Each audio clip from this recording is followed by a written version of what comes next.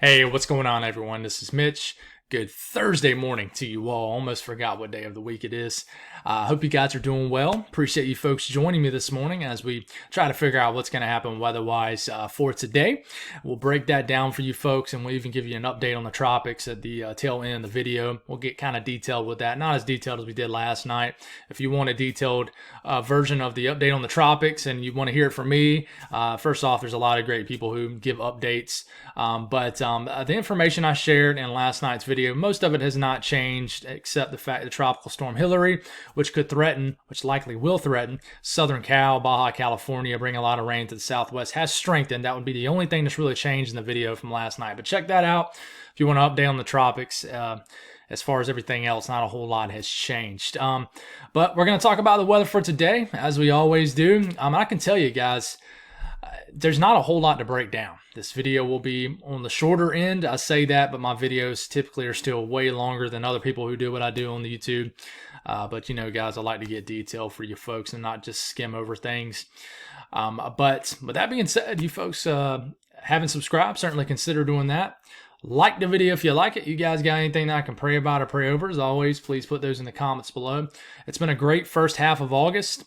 It's been just as the growth has been just as high as the last 2 or 3 months of the summer. So thank y'all for the continued support. It means the world. And as I think we're going to enter an active time in the tropics, we expect the growth of the family to continue. And I really look forward to meeting new people. If you're a new viewer on this channel, it's a family type atmosphere. We do things a little bit different here. And I just want to say welcome to any new people. And thank y'all for the support. You guys got anything I can pray about? I'll pray over, as always. Please put those in the comments below so I can pray over it, and I promise you, others will do so too. Let's get rocking this morning. Water vapor loop. We're still dealing with some dry air that is basically kind of oozed into this region right into here.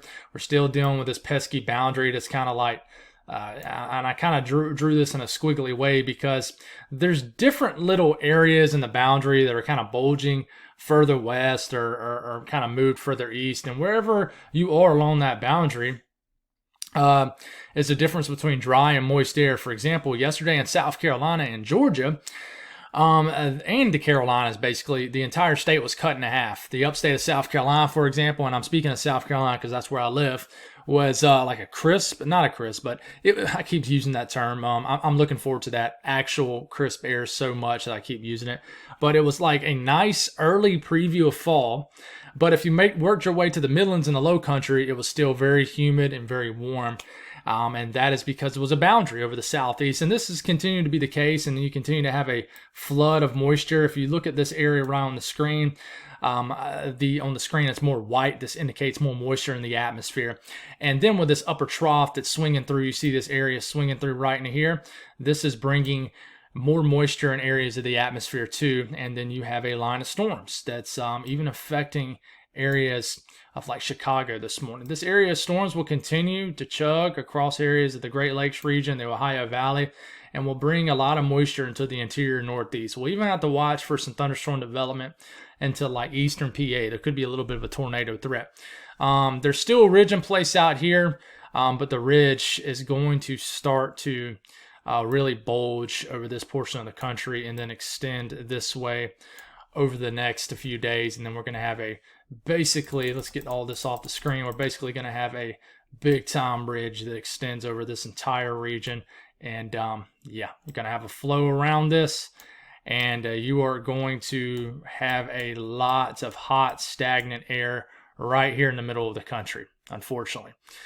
So we'll talk about that in some later videos, but this has definitely been showing up on model guidance for some time. And this is going to definitely try to bake a good portion of the country to round off our August, at least as we get into the second half of August. But let's take a look at what's going on out right there. Looks like we're having some weird issues with the radar out here. We got some rain we're dealing with in Northern California, areas of western Nevada, and some rain that's even moved into portions of Oregon. And then we got this area of showers and storms. That is basically sweeping across areas of the Great Lakes region, moving across northern Illinois, moving across Lake Michigan into northern sections of Michigan. This will take over basically the entire state of Michigan over the next few hours, and eventually this will make its way into the Ohio Valley, the Northeast. You're dealing with some showers, some downpours around the Virginia Beach area, the coastal regions of North Carolina, and you got some showers and some storm action in the northeast corner of the Gulf of Mexico that's probably going to continue to drift into the western coastline of Florida. So this is what's going on right now. We look at the Storm Prediction Center. There ain't a whole lot to talk about. There's a deep upper level trough that's digging down just into the Great Lakes region. So it's not digging way down here. This would bring severe weather much further south.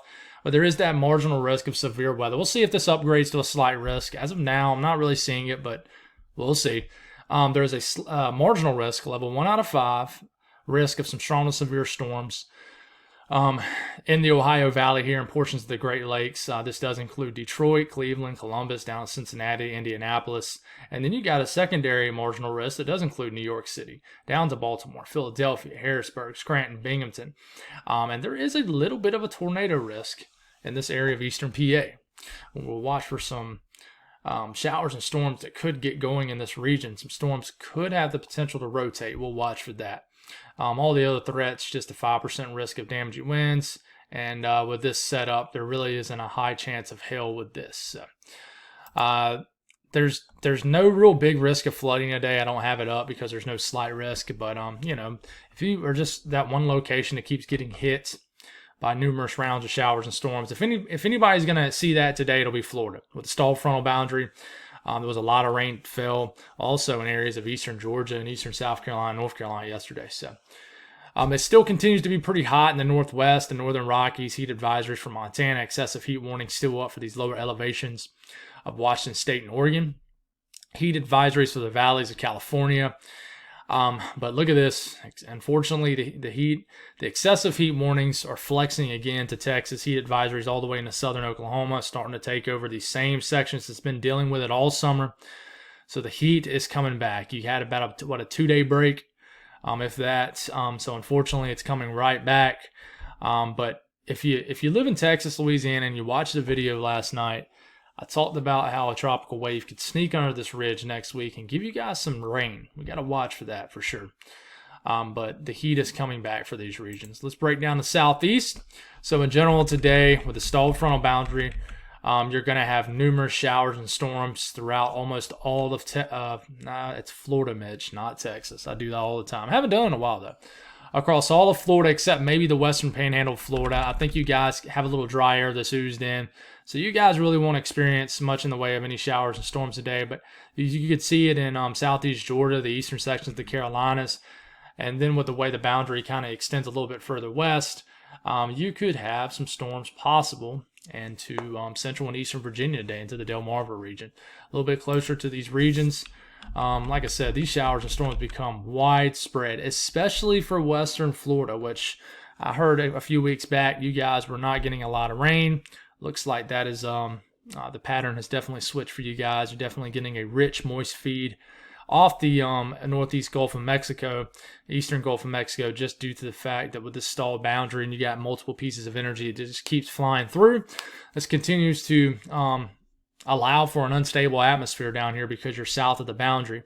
So a lot of shower and storm activity will drift into the Big Bend areas of Florida, Tampa Bay, all the way down to maybe even Fort Myers. But, it's definitely going to become a very stormy afternoon. This is around 3 to 4 p.m.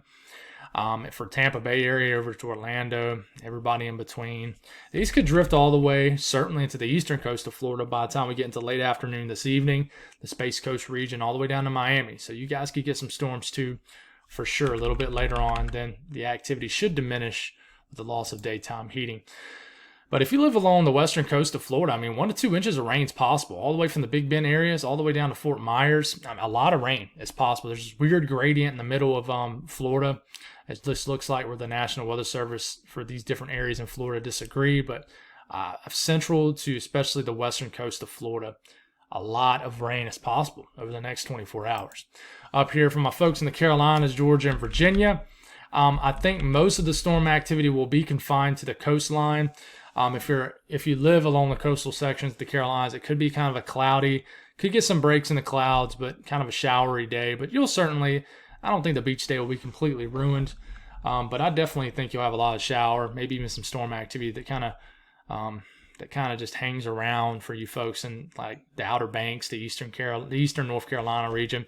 Could get some pop-up activity up here in North Carolina. Could get some storms up here in southern Virginia, central Virginia later this evening. It's quite possible. But further inland, like the Columbia to Charlotte to Atlanta, Macon, even Raleigh, I think Raleigh could see an isolated downpour for sure, definitely. But you get down a little bit further southwest, I don't see much. You could get some showers that get going into the wee hours of the morning tonight in Kentucky, but not much. But if you live literally immediately along the coast, the National Weather Service is going for an inch of rain in Wilmington today. You go a little bit further north into the southern Outer Banks region, 1 to 2 inches of rain.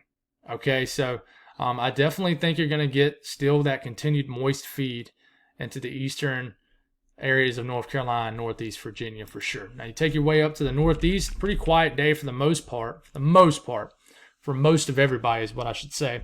You could have some streamers of showers that drift through the state of Vermont, New Hampshire, extreme eastern areas of New York State. And then we could get some pop-up storm activity in southern New York State, northern New Jersey, even around the New York City area, the Delmarva region. They will be very isolated, but these could be strong to severe. There is a marginal risk in this area, and I'd watch out even for a tornado threat, as there will be a belt of kinematics that support some kinematics that could support some damaging winds, maybe even an isolated tornado. But the main energy moves into Ohio. We'll back it up here.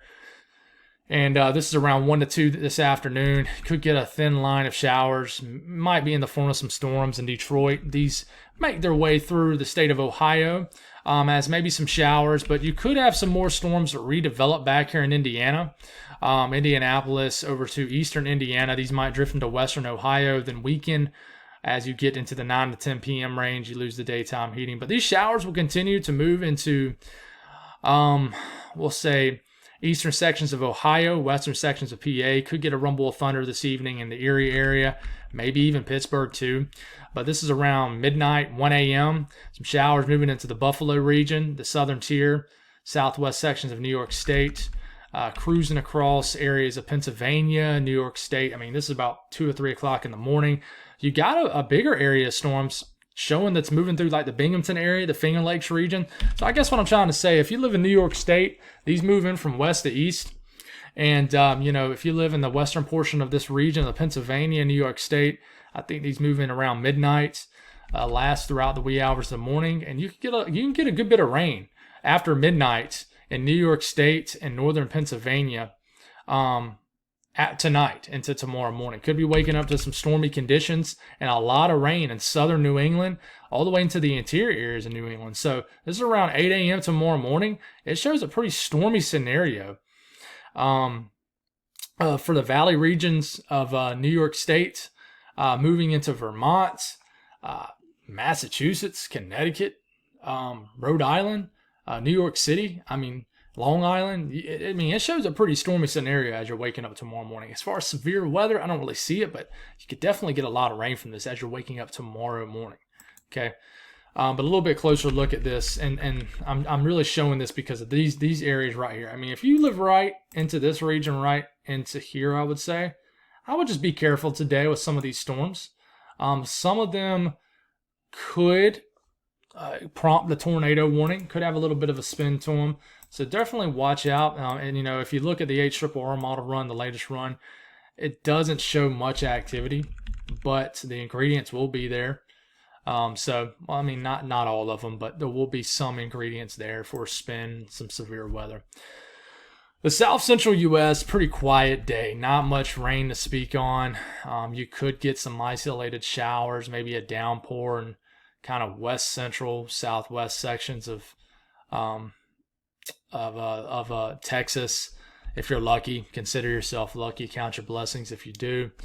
But outside of that, guys, no drought relief in sight. In fact, you look at the temperatures down here, just brutal, guys.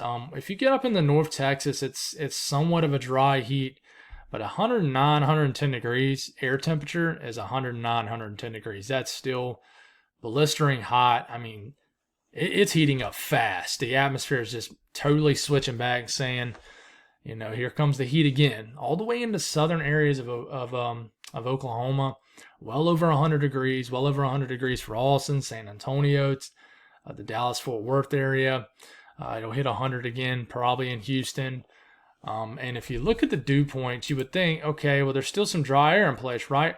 But focus on this area, 105, 106 degrees, right? But you look at the dew points, guys. All right. Dew points for the hottest time of the day. They do drop somewhat, but I mean, you still got dew points in the 60s, so it's still pretty uncomfortable. So it's just, I'm sorry, guys. I wish I had better news for you folks. But, you know, unfortunately, the heat is back, and we're dealing with it again. And, yeah, I don't have any good news for the next few days for you folks. I really don't, because the ridge will continue to build over this region. So the north central U.S., these showers and storms will continue to clear out the region, move across Michigan. They will continue to move across Michigan throughout the morning hours. And by the time we get into about mid-afternoon, I think we could get some more storms that could develop over northern Michigan. So if you're in a community in northern Michigan, I definitely think you could get some storms that move through later this afternoon. But then by the time you're into this evening, heading off to bed, I think most of the state becomes clear. And there's not really much to speak on after that. There really isn't. And the rest of the day, pretty much everybody else, high pressure dominates, and there's just not much to speak on. Temperatures right now are pretty chilly in the northern plains. If you head up into North Dakota, 50s and 40s. So you're waking up to some pleasant conditions, even in areas that's going to be pretty hot today. So you'll have a big temperature swing today from, the upper 50s, low 60s to some of the 90s. So you'll probably have a 30 something degree temperature swing today in areas of Montana where the heat will build. But waking up to some cool temperatures, a little nip in the air up here in the Dakotas for sure. We look at the western U.S., what could happen today. I think you're going to get a lot of shower and storm activity. Anywhere from southern sections of Oregon, northern Cal, pretty much everybody in Nevada has a good chance, especially the northern half of Nevada, Utah, Arizona, New Mexico, the western half of Colorado. These could even drift eventually into southwest Wyoming. So definitely numerous showers. Just stick to your local people. These could potentially drift into southern Idaho as we get later this evening. But just kind of scattered about showers and downpours.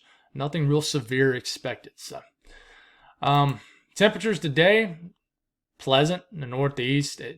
The Northeast continues to escape the big time heat.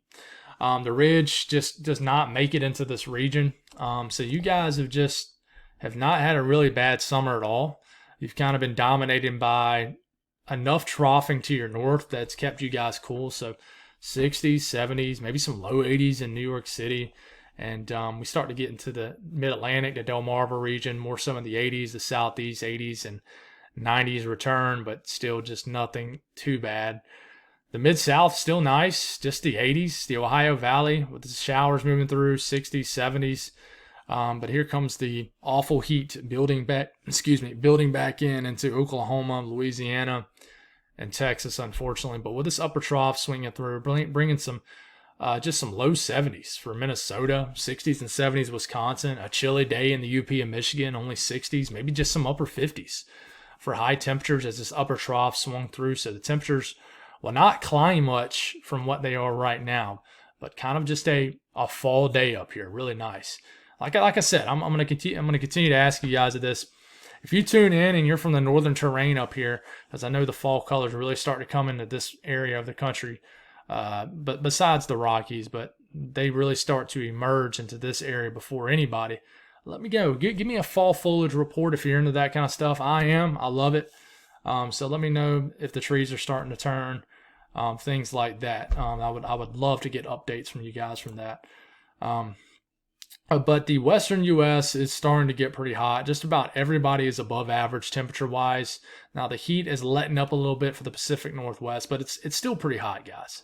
So just stick to your local people. But this is what I'm talking about the big temperature swing. Waking up to like the upper 50s, low 60s in areas of Montana, but you'll get all the way up into the mid to upper 90s in some of those areas. So there's a big boundary, too. Like Montana is scorching. You head on over to your folks in the Dakotas, especially once you get into the central Dakotas and eastern Dakotas. mean, it's like a fall air mass. So big time boundary setting up right into here with very hot temperatures and lower temperatures. So update on the tropics. We'll talk about the Atlantic first. Both of these areas, as of the 2 a.m. update, by the time some people watch this, we'll have the 8 a.m. update. So maybe we get a code red out of one of these, meaning the chances of development goes from a 60 to a 70% chance. Maybe this bumps up to a 30% risk, but as of now, both of these are a 60% chance to develop within the next 7 days. So we're watching both of these pieces of energy, and then we're watching a tropical wave that's going to become convectively active, that eventually will merge into the Gulf of Mexico and try to get going, eventually trying to bring Texas, Louisiana some much needed rainfall. If we take a look at everything out there, you're not going to see this wave into here really at all. But I think we'll begin to see it a lot better as we get into probably this weekend. Okay. You see the whiter colors out here. This indicates very moist low to mid levels, and pretty much moist in all levels of the atmosphere. But if you notice, and we talked about this in last night's video, up here on top of all this energy, these broad areas of circulation, there's basically an area of interest right into here, area of interest right into here. You got a lot of dry air. This black indicates dry air in all levels of the atmosphere.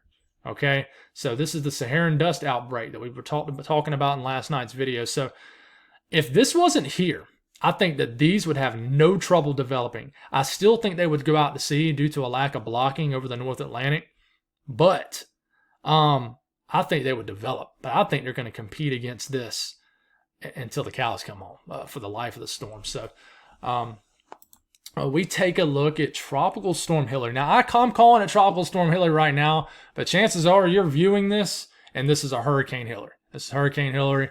It's already developing an eye. If you look right here, there's a little eye. In fact, if you go back and look at this, you can actually see the eye. This is Hillary over here. Look at this eye developing right here. So I think we're probably about to get another update from the National Hurricane Center from this. I think as of right now, it's technically still a 70 mile per hour tropical storm per the 4 a.m. Central Time update. We'll get another update here in probably the next minutes to maybe the hour. But this is likely a hurricane now. I mean, it looks like a Category 2 hurricane just by looking at the satellite.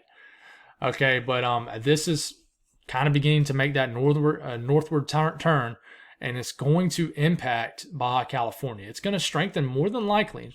It's forecast to strengthen into a major hurricane.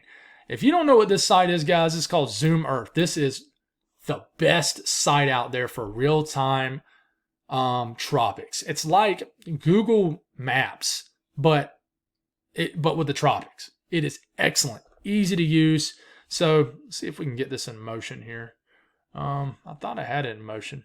We don't need it in motion. Oh yeah, we can. Here we go. So this is it moving. This is our system. Like I said, technically, as of 7:16 a.m. Central Time, this is still a tropical storm, but I can guarantee you this is a hurricane right now. So you guys go on and tell me in the comments, Mitch, it's a hurricane now. And yeah. This is turning away, but look at this. Forecast to be an 85 mile per hour hurricane already at 2 p.m. today. And then it's forecast to be a 110 mile per hour hurricane by 2 a.m. tonight. And then it'll be a Category 3 major hurricane, 125 mile per hour storm forecast to be by about 36 hours from now. And it's forecast to become a Category 4 hurricane before it starts to get yanked on by the upper level low, upper level trough to its north. And then it basically begins to weaken really fast. So by 2 a.m. Sunday, 110 mile per hour storm. And then it covers a lot of ground in a 24-hour period. And it's probably going to nip landfall in Baja California somewhere as a Category 1-2 hurricane. But look at it. It's still a 60 mile per hour tropical storm, and it's heading right towards California. Okay? It's forecast to be just a strong area of low pressure over Nevada by sometime early next week. So this is forecast to head towards California. We look at the latest blend of all models with rain between now and the next 8 to 9 days. Go on and expect some gusty winds and a lot of rain for any time of the year up here.